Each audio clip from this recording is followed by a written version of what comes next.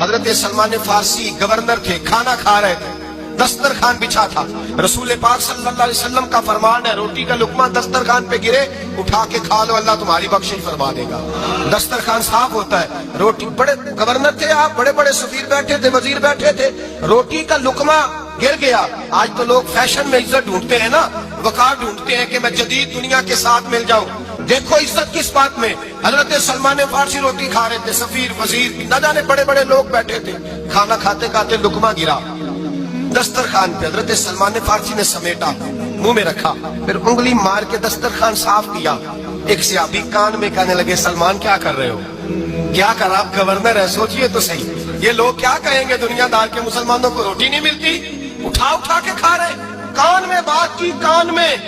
حضرت سلمان فارسی کان میں جواب دے سکتے تھے، کہہ سکتے تھے نہیں ایسے ہی کرنا ہے، انہوں نے کان میں بات کی، لیکن جناب سلمان فارسی اعلیٰ اعلان بولے، کہنے لگے ان 4 5 6 دنیا داروں کے لیے میں اپنے نبی کا طریقہ چھوڑ دوں،